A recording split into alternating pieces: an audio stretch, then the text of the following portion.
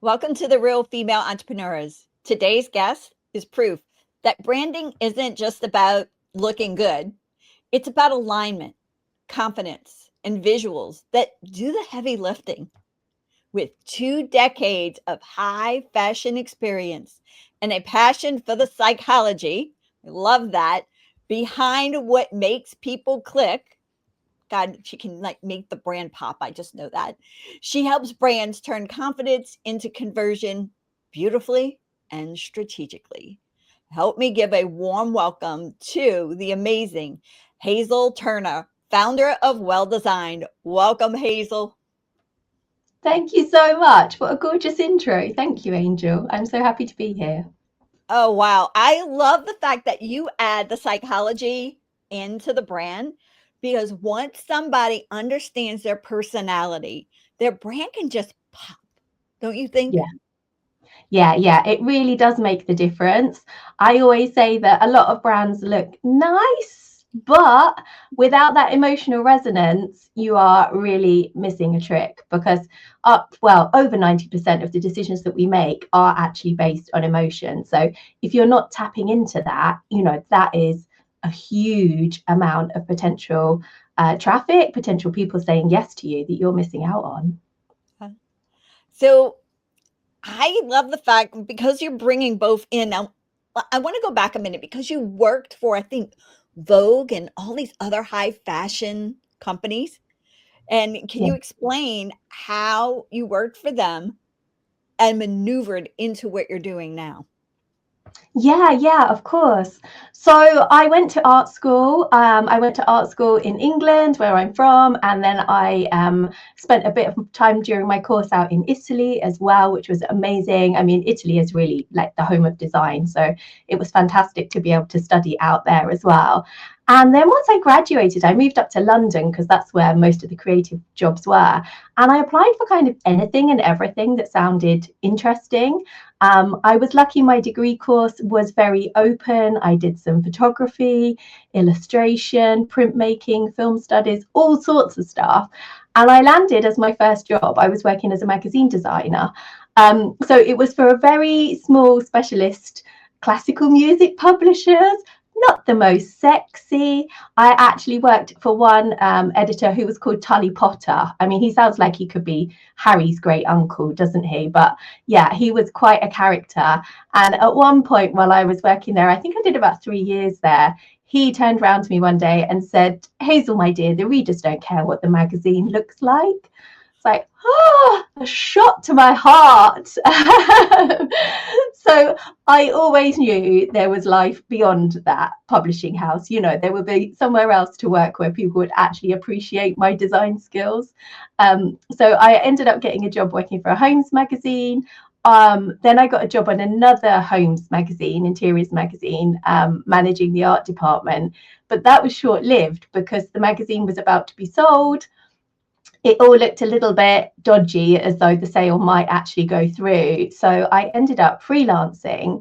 So I did freelance and contract work for the bulk of my magazine career, probably about 15 years, which was just incredible because it gave me so many opportunities that I would never have had otherwise. I even went out and worked in Sydney, Australia. So I was able to do a job that I loved on the other side of the world. So yeah, I've ended up over the years working for, I'm trying to think of the titles that you would know in the States, but magazines like, yeah, InStyle, Elle, Vogue, which other ones are international? We have a lot of magazines here as well, like Red and Grazia and things. So yeah, a lot of the big women's magazines I ended up being able to work on, which was fantastic. And I got to work with such amazing art directors as well, and to learn so much too. And then I started to move into working for on digital assets. So I got a job working at ASOS, the fashion company, working on their app, which was really good fun. And I've also worked for Revolution Beauty as well. So they're a big beauty company. They're in, is it Priceline stores you have in the States? I'm trying to think where they're stocked, but they definitely have stockists in the States. Yeah. So working for them, I worked on like social media campaigns, press releases, adverts. So yeah, so a lot of variety. And my background has been mostly fashion and beauty. But now I bring all of that big brand experience to help smaller companies, which I find so satisfying, because you can make a much bigger difference, in a smaller organization than you can in a really big one. Do you help solopreneurs or larger groups, like, up to 10 people? What is your range that you do? It sounds like you can go from all ranges, but what is your favorite right now? I loved working directly with business owners. So that might be solopreneurs, it might be, a partnership. I do work for, well, one company, which is a family business out in Austria. That's a family vineyard. So I design the labels for the vineyard and sometimes help out with other graphics and promotion as well. I work for a company that are in this country. So there's about 40 to 50 people in that company, but I work directly with one of the partners and the marketing manager as well. So yeah, the size of the companies vary, sort of small to medium, but I always like being directly involved, with the people who are actually making the decisions, because that's where you can have the most impact.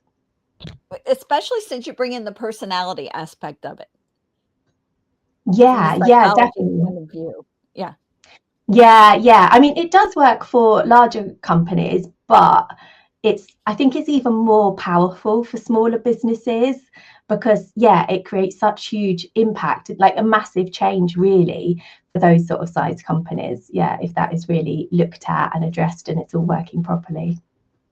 So I'm just going to backtrack a minute, and I'm just going to take me for an example, just so they can understand more about what you do, because what you do niches down to them so much compared to, oh, yeah, I just do the social media, or I just do branding, or I just do whatever. So, like, we're communicative, engaging, and we're very cheeky and sassy.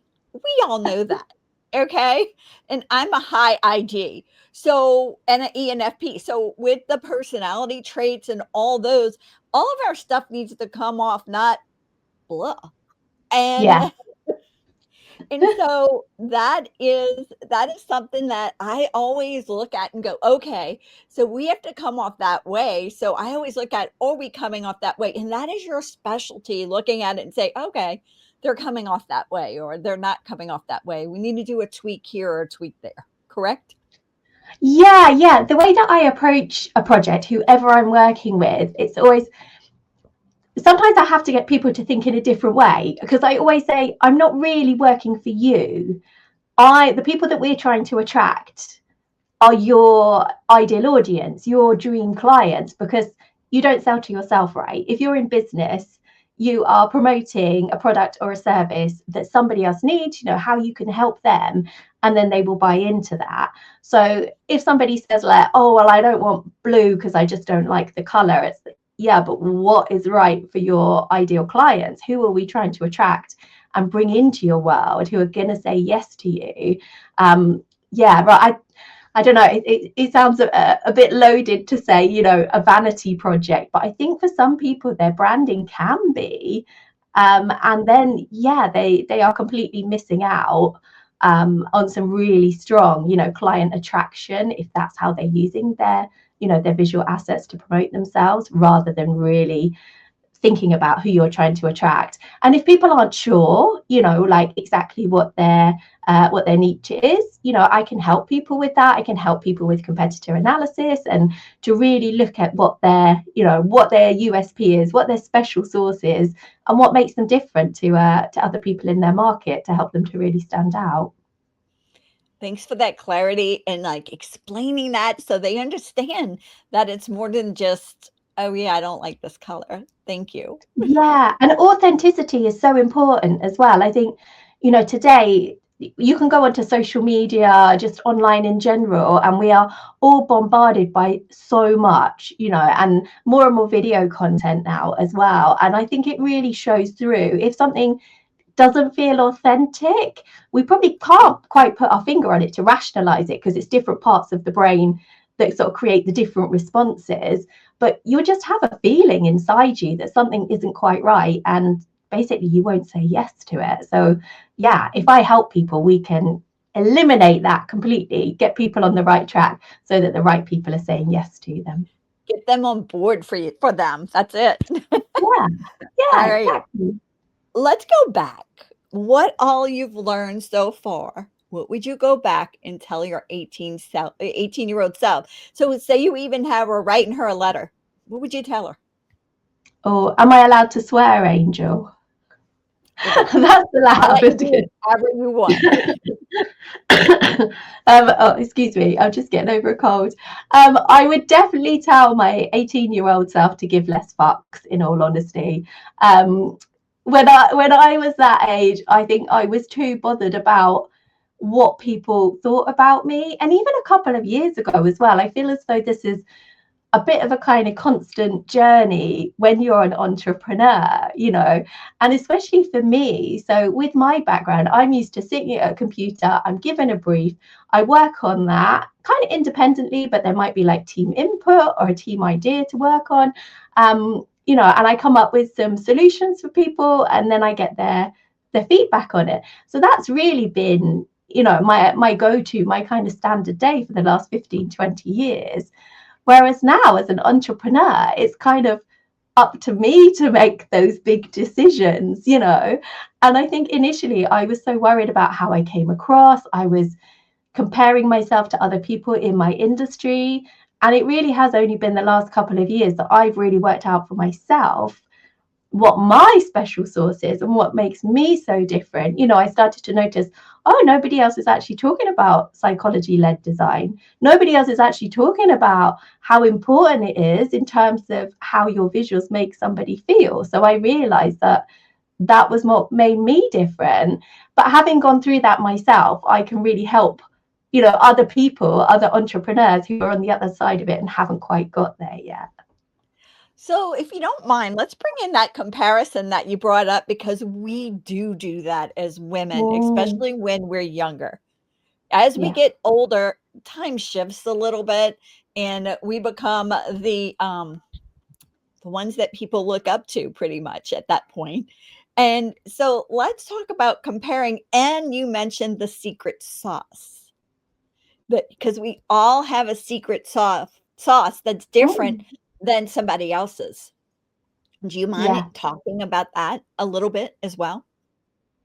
Yeah, of course. Yeah, I think that, again, with there being, all the content that comes at us on a daily basis can be really overwhelming. And also, now you really have to be authentic and as unique as possible as well to actually stand out, to cut through the noise so that people will actually stop. It's not like how it was 5-10 years ago where there weren't so many people putting themselves out there on social media. We're just bombarded by it. So I think that's why it is so important. And also, it can make you feel a bit vulnerable, but to show a bit more of yourself, that's something that I've kind of had a bit of a tussle with myself as well over the last few years. Like, well, how much, like, do people want to know? Like, obviously, you don't need to tell everybody what you had for every single meal, but I think, it's the saying, isn't it, that people buy from people. So you want to know if you're aligned with that person, if you have similar values, if you have similar beliefs, because you think, well, they're going to get me, they're going to understand me, and if that understanding is there, then hopefully you will get, better results. Because yeah, as I say, if authenticity is so important, you need somebody who really understands you and what makes you different. Otherwise that just isn't going to come across. So sometimes it can be hard to get the balance, can't it? Like, how much of myself should I show? But then it's been proven with social media accounts, people like Richard Branson, Richard Branson's own personal account has way more followers than Virgin Media do, because we are all generally a little bit nosy, aren't we? We're quite interested in, what people get up to behind the scenes. So it's kind of finding that balance of showing enough that people understand and get to know you a little bit without showing everything, stuff that you don't need to. Okay, don't show everything, guys, please. If it's relevant to what you do, then brilliant, show it and share it. But so I think we worry about being oversharers, but it's probably quite hard to do that these days. Yeah, probably. I don't know. I have some people that are oversharers in my life, so Yeah. I totally get it. All right. Tell us about a game changer that possibly happened to you or a strategy that you used that maybe just flipped the switch for you and got you to a higher level than where you were thinking you were. Mm. Do you know what? Last year I invested a lot in my business. I think before I was trying to do sort of more of the self-help route. I was doing a lot of learning. I would, if I got an email about a workshop or I saw something being advertised, I'd just go along and be like, right, almost like if I'm there and if I do all the things, then somehow I will learn everything I need to know. So I guess it has been, last year I was more strategic, definitely. I was more conscious about where I was spending my time. I was conscious about the information I was consuming, as I say, rather than comparing, thinking about, right, okay, now I know what makes me different, and I'm really clear on the kind of people that I would love to work with, and I really know I can help those people. So how can I make what I offer better, to be able to help them? And also getting other people's viewpoint has really helped as well. So I was really lucky. I applied through for a scheme back earlier on in the year, and I got paired with a mentor, which was amazing. And straight away, she said to me, "I haven't heard anybody else talking about psychology-led design," and that was huge for me because it's something that I'm so passionate about, and I've always brought into the work that I've done throughout my whole career. And sometimes it's as though these things are so kind of too close to us and so obvious because we've always done them.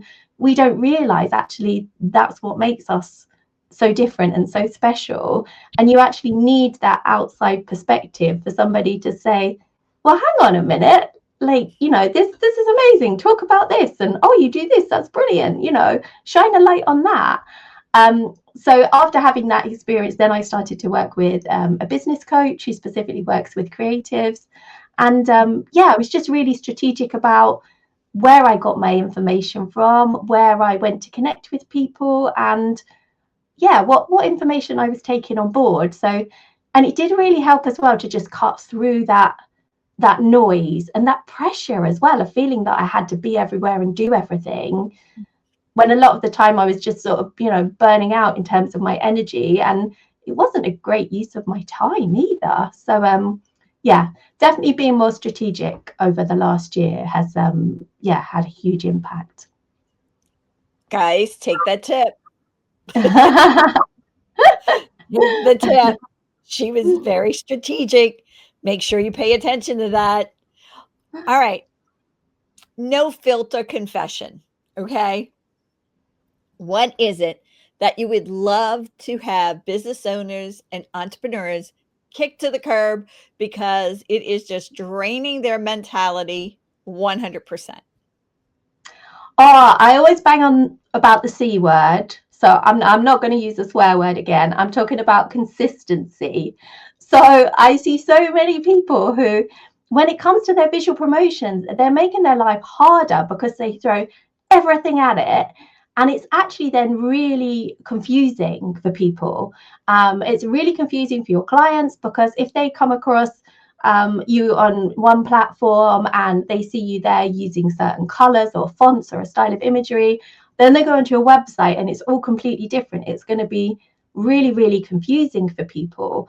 So sometimes when I'm doing public speaking to sort of help people with their design, I always say, think of a certain store in this country. So I'm trying to think of what you have over in the States. So, like Bloomingdale's, there will be a color that they generally use. Chanel, they're generally monochrome, just use black and white. Like Macy's or FAO Schwartz. I'm thinking of all the New York stores. I can't think of anything else. You're But doing great. they will all have brand colors and fonts. And if you went on your website or you turned up to one of their stores and it was a different color, a different signage, you would be really confused, and you probably wouldn't even go inside the store. You'd probably go somewhere else that looked recognizable. So it has like a twofold impact. If you're consistent with all of your brand assets, the way your brand identity, you know, how you show up visually, if you're consistent, it saves you time, and it actually increases your brand recognition and stops potential clients from feeling confused. So I think that's my top tip, really, because it's really easy to do as well. As I say, it will save you time and make your life so much easier too. So, talking about confusion inside the business, let's talk about confusion outside the business and mixing the two. So, how do you juggle the beautiful chaos of our businesses, of your business, with your personal life? Are you able to, or you like let it flow? How do you do that? Well, I think I'm lucky that I have a job that I really love and that I'm really passionate about. I was literally listening to a podcast yesterday. I was driving to meet a friend for lunch, and I was listening to this podcast, and on there, a guy was talking about, you know, if you do something that you really love, you have got the advantage over other people in your industry who don't. If your work can be part play, I think that joy that you have in what you do, you know, that kind of ripples out as energy. I think that people can sense that. Um, but then the downside to that might be, in my case, you know, where I do sometimes have trouble switching off.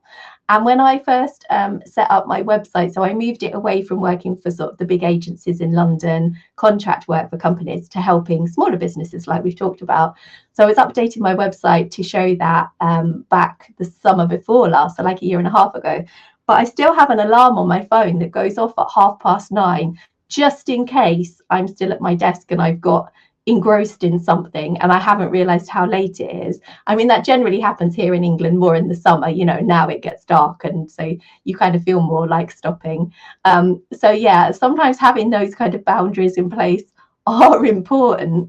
But if you love what you do, like, I think that the joy of being self-employed is that if I want to work at the weekend or in an evening, I can, and then I can take a day off in the week when places are quieter, and, you know, go and spend a day with a friend doing something lovely, that's actually going to be much more pleasurable to do in the week while it's quiet compared to at the weekend. So yeah, I think it's pros and cons, and making your business work for you as long as it's still giving you joy. You know, if you're feeling overwhelmed, if you're feeling tired, if you're feeling stressed out, then yeah, maybe something needs to shift and you need to work out what isn't, you know, what isn't working right for you, what's causing that frustration.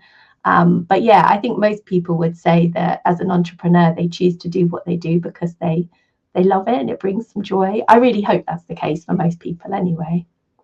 Yeah, I'm sure, because most of us are here because we just love what we do.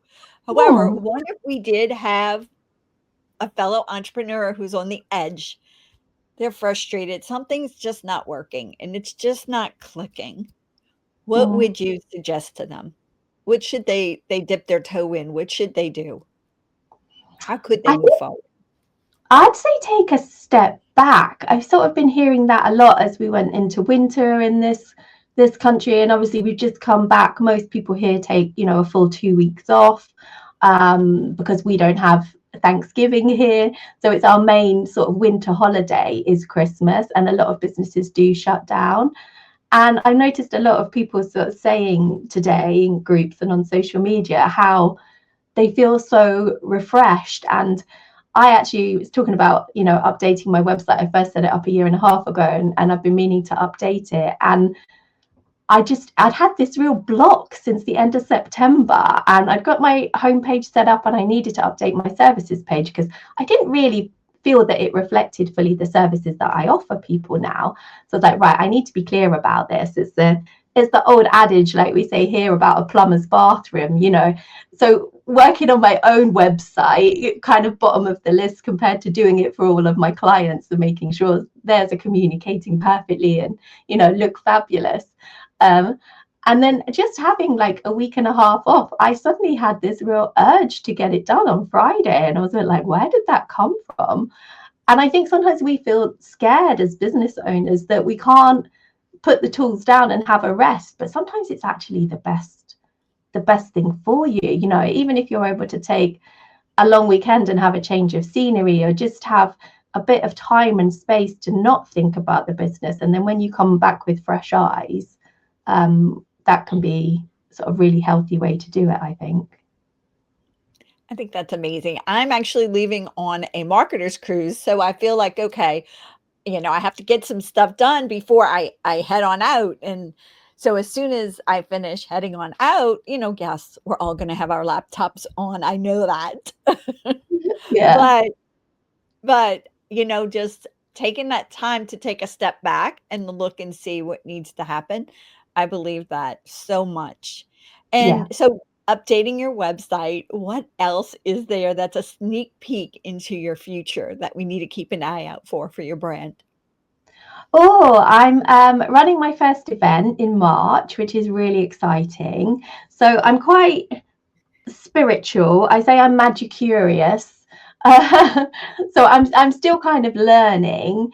But yeah, I think I've always been quite open. My parents are very sort of tolerant. I had a very liberal upbringing. So if somebody's talking about things, I can generally be, I think as a person, quite inquisitive, and I want to know more.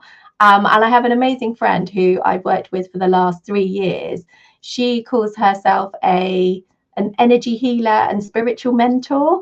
So the work that she does is so kind of gentle. You know, she'll take you through like a guided meditation, and it's amazing what comes from that. I think it is just the stopping, the kind of listening, you know, tuning into your intuition. That's been really big for me over the last year as well. So we're going to hold an event together where she's going to be working her magic in the morning to get people to have a real strong vision for the legacy for their business. So it's called Legacy by Design. And then I will take over. So once people have a clear idea of, you know, if they were really expansive and thought, you know, what's my perfect day? What would be an absolutely amazing setup in my business for me in 3 years' time, in 5 years' time? It's like, well, why wait? Let's try and make that happen now. So, you know, have all these really big ideas and dreams and goals. And then I will help people with the strategic side of it to be like, right, if that's your aim and that's where you want to be, how should you be showing up visually to make that happen, to attract those dream clients into your world? So yeah, that's something new for me. So that's really exciting. So I'm looking And forward to when that. is that happening? Do you know the month yet? And Yeah, it's in March. It's on Friday, March the 13th. So we're not superstitious. My friend says there's good astrological energy. I can't oh, remember myself what's happening with the moon, but she tells me it is divine timing, and that's when we should do it. And yeah, if you live in an area where, I mean, like we've literally had snow today for the first time this winter. But come the 13th of March, you know, the shoots will be coming through. We'll be starting to see the flowers emerging, and it's a good time in this country anyway to sort of start really thinking about your goals. I always feel like we should still be hibernating here, to be honest, rather than setting New Year's resolutions and saying we're going to be going to the gym every day and that kind of thing. It's not for me. That all feels a bit too hard and aggressive at this time of year, when all we really want to do is curl up with a blanket and a hot chocolate. yeah, going to the gym is on my list, and it really is. It's just Yeah. I just don't seem to be able to squeeze it in. So Yeah. I do Yeah. stuff at home, but I really need to go to the gym. But that's okay. Wow. That's my jam. Go ahead. Yeah, as I say, I love a podcast, and the one I was listening to yesterday, they were talking about the reason why we get carried away with New Year's resolutions and then get frustrated, you know, generally before the end of January because we haven't kind of kept up with that, is because you can add things, you know, to your plate, but we can't bend time. So if you're doing that and adding things in, it's like, okay, well, how are you actually gonna make space for that? Is there something that over the last year actually hasn't served you? Maybe you get rid of that to make space for going to the gym. But if we're just, otherwise we're just adding more pressure on ourselves, aren't we, by saying we're going to do all the things, and it's just not realistic. I just do better with group exercises. Me So because too. that's a Yeah. commitment to go to it. Yeah. So Yeah. all Me right. too. if I book in and I've got it in my calendar, this is happening this day, this time, I will actually do it. Whereas if I say, yeah, I'll go to the gym and lift some weights 3 times this week and I'm vague about it, it's not going to happen. I know Yeah. that. Yeah. Yeah. Me too. All right. Tell me about something that would surprise all of our audience, something about you that unexpected. Oh, well, one other thing that I've done in my life, as well as always being creative and being fascinated by the way that people think and the decisions they make, um, I've always loved interiors. So working on homes magazines, like I did, back in my career earlier on, I've always loved that. I call it house porn, and I like soak up all the inspiration. It gets me really excited. And the house where I am now, so I had like a big breakup, and I moved into this place just over 3 years ago actually. And I've literally done everything, like a whole house, literally nothing has been untouched, even like the driveway, the shed, the garage, the garden, the whole lot, as well as the interior. um so yeah, I really love that, and this is actually the seventh property that I have renovated. My mum's background, she's very creative as well, and definitely has the ability, like I do, where you can take something from 2 dimensions to 3 dimensions. We can both sort of visualize from something on paper on a screen how it's actually going to look in reality. So I think that's kind of fueled my passion for it. So yeah, I have renovated 7 homes, and my mum, her background, she worked as an architect and a building surveyor. And both my Oh, parents are very practical. So my mum, I can like tile a bathroom, I can put a shelf up, I can decorate. I keep clear of like electrics and plumbing generally. Like I can put a socket on the wall, but that's as far as I would go. So yeah. okay. You're way more adventurous than me. Okay. Definitely. Well, with a I lot of need those some. things, it's like there's always a video on YouTube now. Do you know what I mean? If I'm not 100% sure, I'll look up a video. I've got a friend who's a plumber and a friend who's kind of a general builder. So sometimes I'll run an idea past them and be like, "Am I crazy, or do you think that's going to work?" And then I can always call my mum and dad if I'm not sure and be like, "Yeah, what do you think?" So I've got like enough safety blankets there that it gives me the confidence to give it a go. So my mother used to give me a hammer and say, "Let's knock this wall down." My dad would go and go fishing or playing golf, and she was just aggravated, I guess. And she's like, "We're knocking this wall down," and we would knock it down. He'll get on there. Amazing. Do you see any wires? Hey, you're still here to tell the tale, right? It's all good. Yes. All right. Let's go into some music. What are some favorite song or songs that you really love to pump up the volume a little bit? Well, I've always been like a soul and funk girl. I like happy music. There's some music which, yeah, I'm not keen on. If something's really kind of low key or melancholy, I'm like, no. I love music to uplift me and make me feel positive. Can be more chilled, can be more upbeat. But I think if I need a bit of energy, if I'm just not feeling it in the morning before I sit down on my desk, or if I know that I'm going to be recording myself talking on a reel for social media and I need to kind of, bring the energy, not be flat. I do quite like a bit of sort of funky house music. So there's a song that I really love, which is called Count on My Love by Blessed Madonna.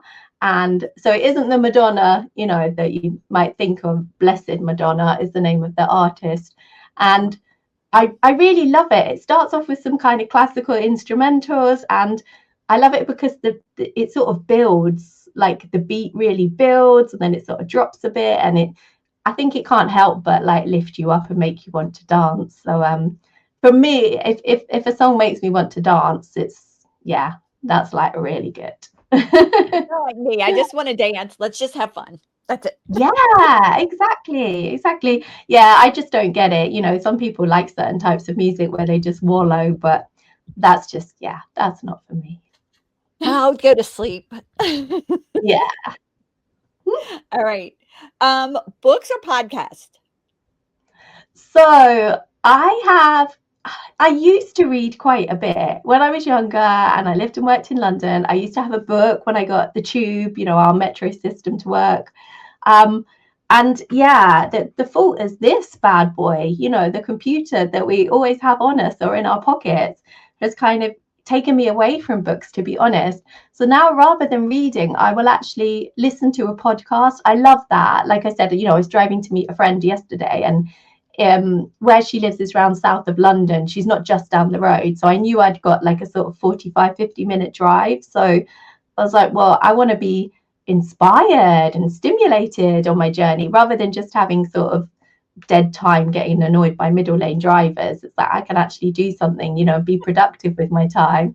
And if I'm doing a bit of decorating around the house, if I'm in my garden, in my greenhouse, I really love it. I don't know if it's because I live on my own as well for the first time in my life. The last 3-4 years I've lived on my own. So I really love that, that interaction. I've got somebody there to inspire me, regale me with interesting stories and make me think in a different way that I might not otherwise. So yeah, I love a podcast. And do you have a favorite podcast or a few of I them? do. Yeah, the main one that I go to is Diary of a CEO with Stephen Bartlett, who was sort of well known in this country. I think he's well known in the States as well as being quite a young entrepreneur. I think he's reached 30 now, so he's kind of lost that USP. But I really love that podcast because he has such a variety of listeners. I think I'm right in saying it's the number one podcast in this country. So he's got like the clout to get some really amazing people on there. So they'll talk about all sorts of things. I mean, if there's anything to do with neuroscience or psychology, obviously I love that. It's interesting to hear what people are saying at the moment about AI and robotics and how that's going to influence our lives. And yeah, all sorts of stuff. I think he does, Diary of a CEO. So he's an entrepreneur himself. So he does sort of tailor it generally, I think, to work for entrepreneurs. But sometimes he has people who are talking about, health and well-being as well, all sorts of topics. So I find the diversity, I think, is really, really interesting. Wow. Thank you for that. And You're what so about a quote? welcome. Oh, you're welcome. Quote. What about a quote? A quote. Well, I was talking earlier about not having the best memory at my time of life right now, unfortunately. So I'm not very good at like retaining those things. But one that did stick with me, I will admit, I did have to look it up. So the podcast I was listening to, there was an entrepreneur on there. His name is Naval Ravikant. Hopefully, I pronounced that correctly. And he said, it's a bad habit that we develop that we forget how to appreciate what we do have. And I love that. He was really talking about how, in today's world, we always talk about what do we want? We want happiness. And he was saying, what do we actually mean by that? And really, what people want when they say they want happiness is actually peace, to feel content, to not feel that we've got to strive, that we've got to reach for something else, for things to just be kind of easy, quiet, calm, and peaceful.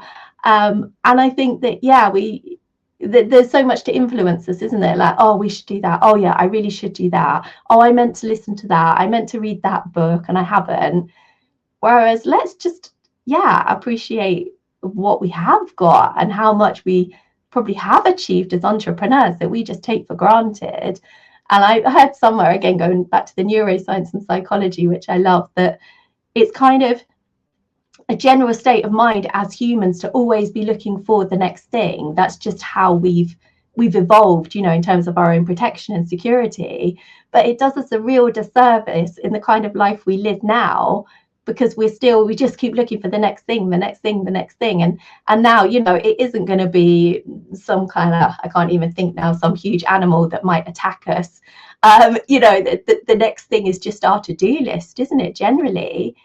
So let's try and like pause. It's almost like it has to be a conscious decision, unfortunately, but it is one that we can make, to just stop and think, right, what am I grateful for? What went well today, rather than focusing on the negatives, really looking at the positives. And I think that can put you in such a great mindset that then can really influence how your day and your week, and after that, how things continue throughout your life. So let's make a fun, conscious decision here, if you don't mind. You ready? Yeah. You had a superpower for just 24 hours. You get to decide. What would it be? I think this goes back to humans being inherently nosy. So I would say I would love to know what people are actually thinking, because also it plays back to the authenticity as well, doesn't it? Then you would actually know, like, how genuine is somebody being? Are they telling me what is the truth for them, or like what I want to hear? So I think that would be a huge superpower for 24 hours. That would be. That would be fun, like a fly on a Yeah. wall. Yeah, exactly. Yeah. No filter. You can, yeah, find out exactly what people are thinking in any given moment. All right. What do you do to motivate yourself? I mean, we basically work alone. We might have a team here, but nobody's really with us. We're not in an office. For somebody to go, oh, you did good or something. What do you do to motivate you? Oh, well, as I say, I do like to listen to music. I find it really depends what I'm doing. I mean, with my work, sometimes I just get into a creative flow and I don't actually need to concentrate, compared to, say, writing my email newsletter, where I do need to concentrate and be focused for that. That's quite different. So it really depends on the task at hand. As I say, I love listening to podcasts. I love listening to music. I have, yeah, the BBC we have here in this country, BBC Sounds, they have a lot of podcasts, and you can kind of choose sort of the genre of music. So as I say, I love a bit of sort of funk and soul and a bit of hip hop, that kind of stuff. So there are certain DJs I will listen to their shows to get that sort of mood boost. But if I need to really like knuckle down, write a presentation or a newsletter, then I go to YouTube and look up, literally put in like music for focus.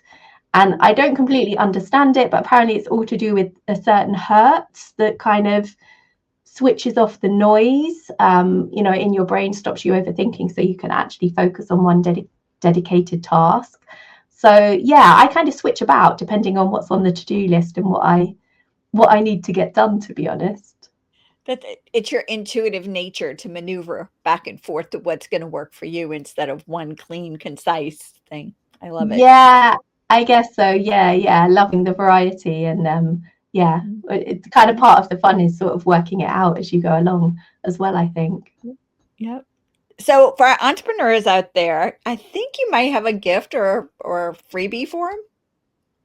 Yes, I do. Yeah, people can go to my website, which is welldesigned.uk. So WELL designed.uk. And on there, I am offering people at the moment a free session with me. So you will get 20 minutes of my time. It's called an emotion insight check.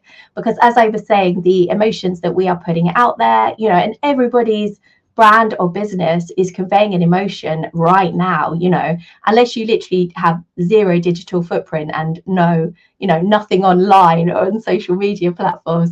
Everybody has got some kind of presence which will be sort of resonating these different emotions. So with that, people can book a call with me and I will tell them exactly what those emotions are. So with that, I invite people to think about, if they can, who their ideal client is and what they think would be the correct emotions that they want those people to feel. And then if it isn't what people are hoping for, then obviously I can give suggestions and help them to fix that as well.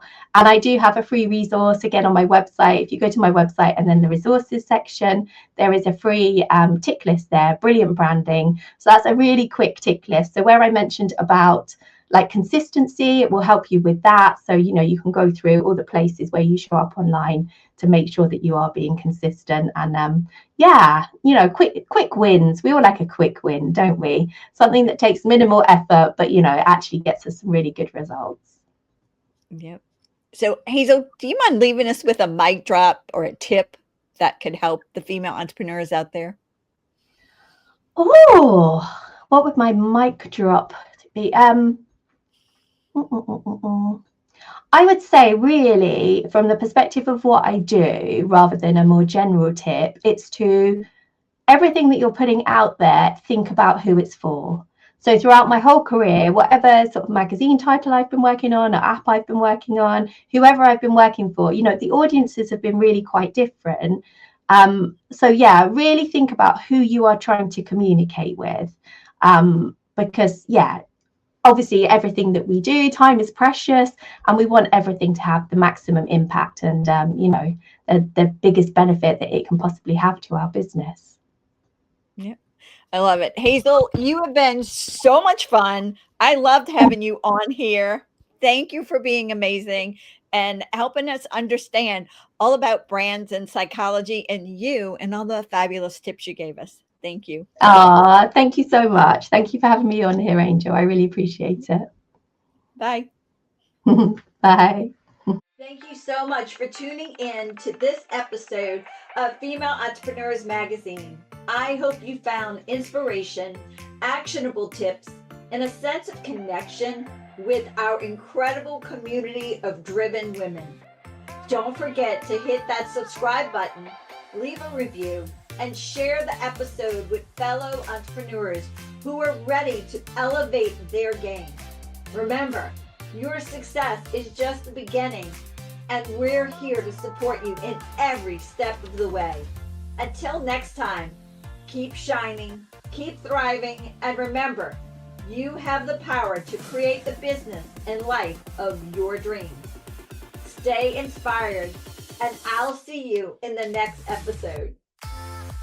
Bye.